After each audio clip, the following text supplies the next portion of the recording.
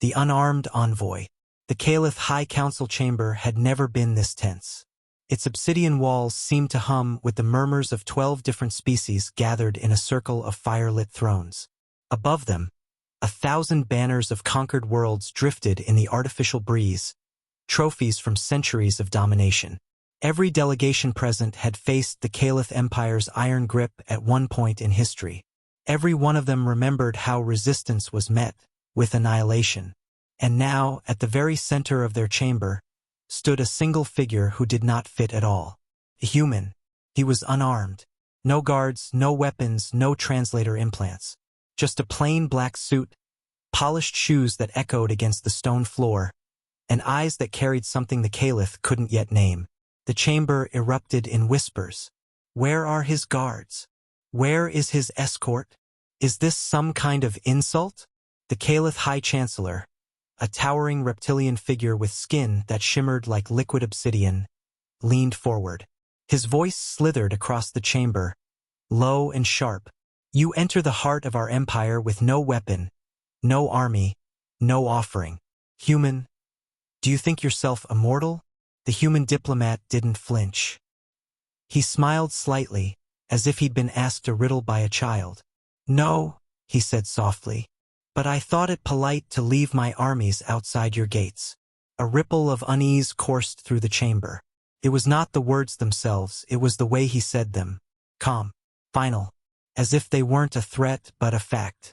One of the insectoid representatives clicked its mandibles in irritation. Bluster. Typical human arrogance. What armies? Your species barely claws its way to the stars.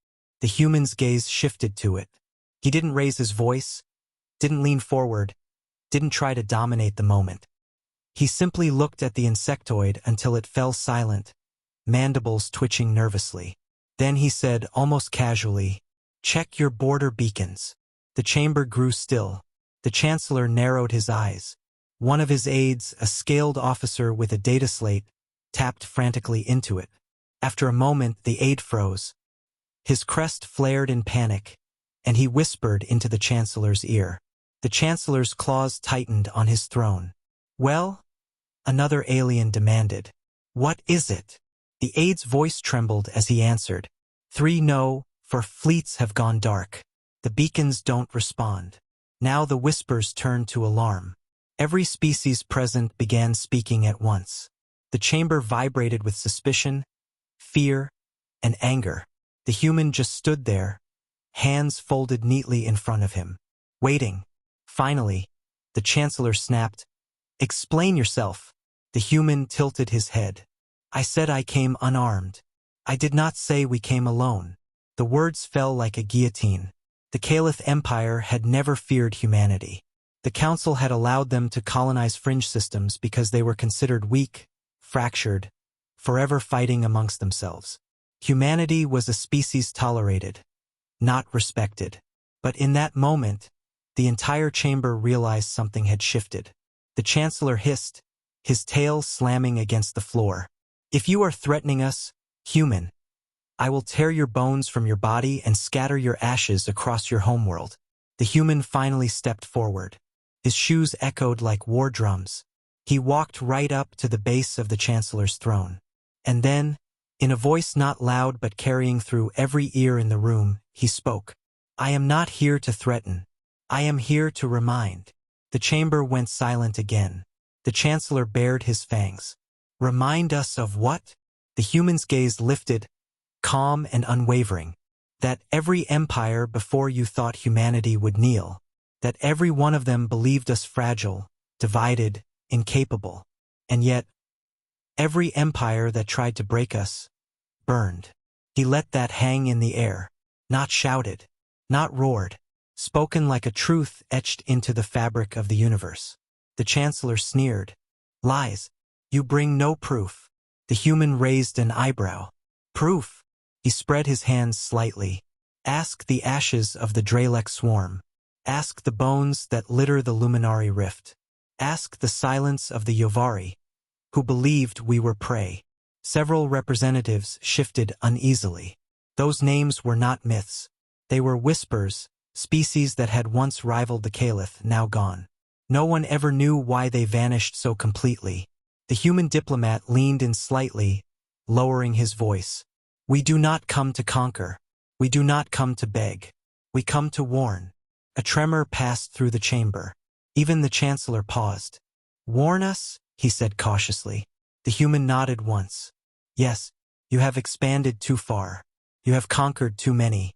And now, you stand at the edge of something you cannot control. And what is that? The human diplomat's eyes, cold and sharp as steel, swept the room. Us. The chamber erupted into chaos. Delegates shouted. Guards rushed forward, and orders were screamed across the floor. The chancellor roared above the din. Seize him! But the moment soldiers approached, a new sound echoed from the skies above the chamber. Low, trembling, metallic, a distant hum. Everyone froze. The sound grew louder, vibrating through the obsidian walls, rattling the banners of conquered worlds. The Caliph guards faltered, glancing nervously at each other. The hum became a roar, deep and terrible, like the growl of a predator circling unseen. The human didn't move. He only looked up, then back at the chancellor. That, he said calmly, is my proof. Outside, the shadow of something vast eclipsed the chamber skylight. Not a Caliph ship, not a vessel of any empire they knew. The silhouette was jagged, angular, radiating silent menace. One warship, then another, then dozens. The Caliph chamber plunged into chaos again, but this time it was different. It was fear, real fear, and through it all, the human diplomat remained exactly where he stood.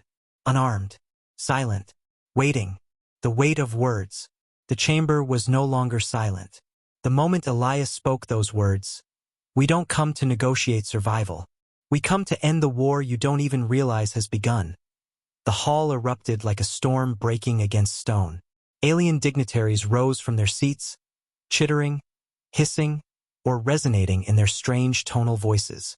Some clawed at translators, demanding clarity. Others simply stared at him, as though the human had become a phantom of some long-feared prophecy. The council guards, clad in mirrored armor, reacted instantly.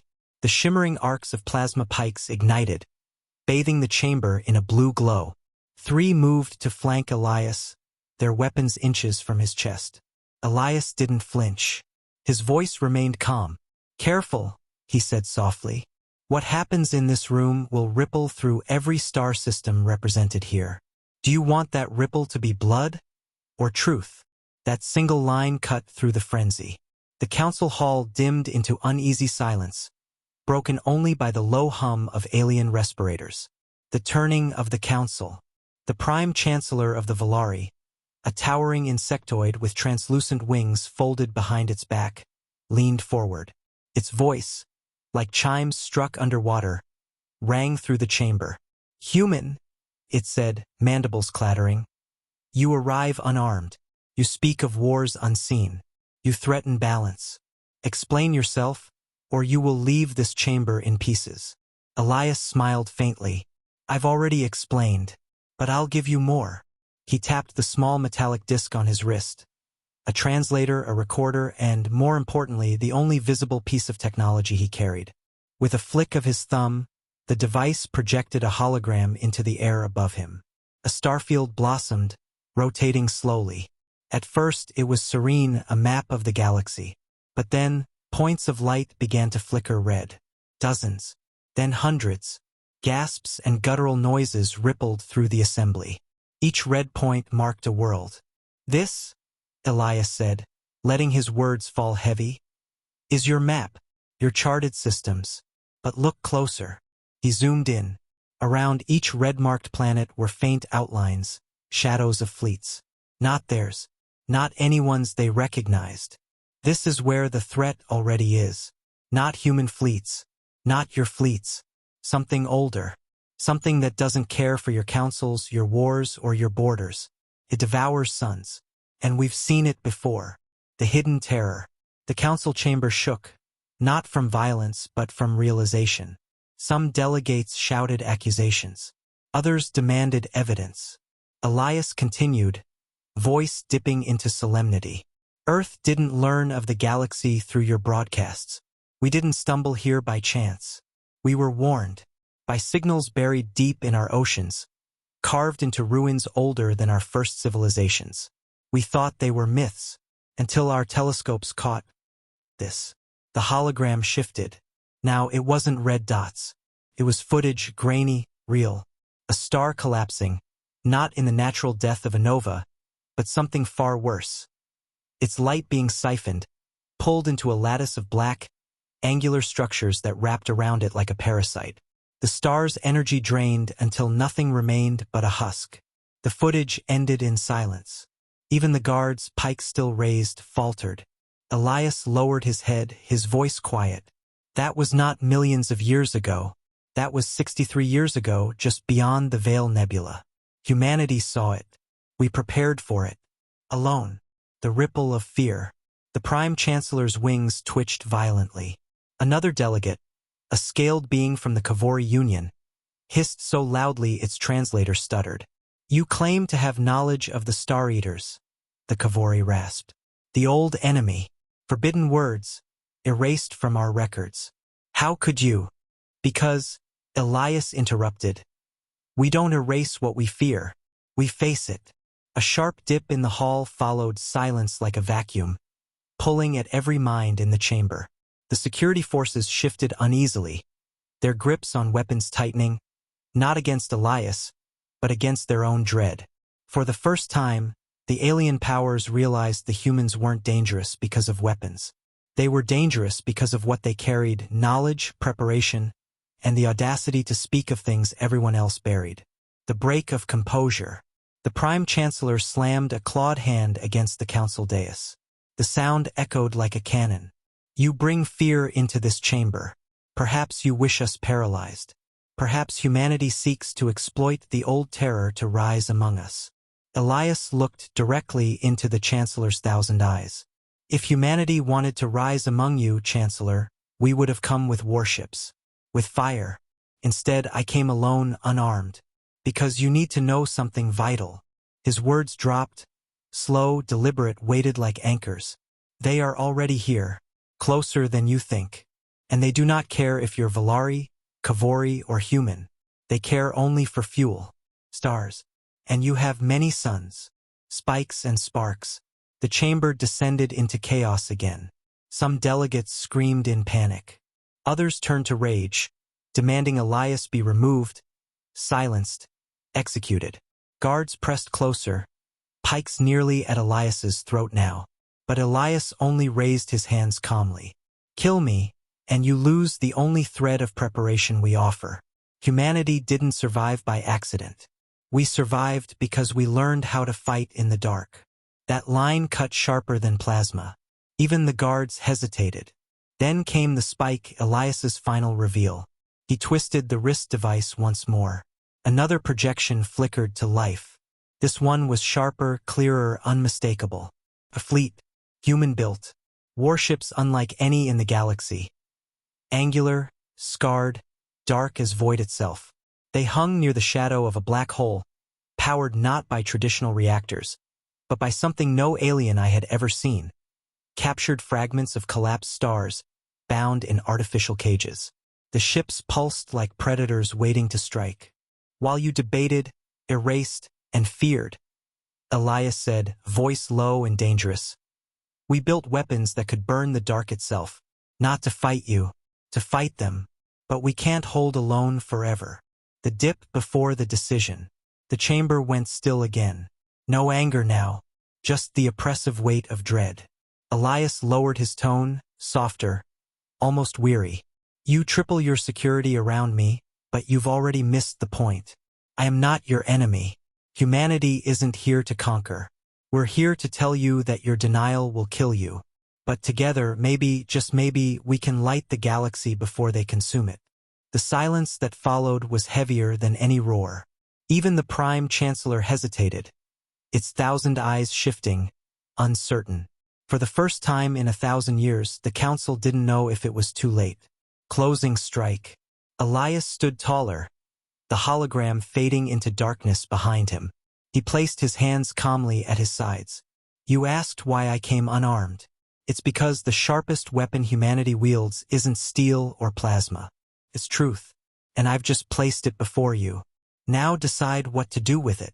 The guards slowly lowered their weapons, not from mercy, but from something far stronger, fear mixed with respect. And across the chamber, every alien leader realized why, after his first words, they had tripled security. It wasn't to protect themselves from Elias. It was to protect themselves from the storm humanity had just unleashed.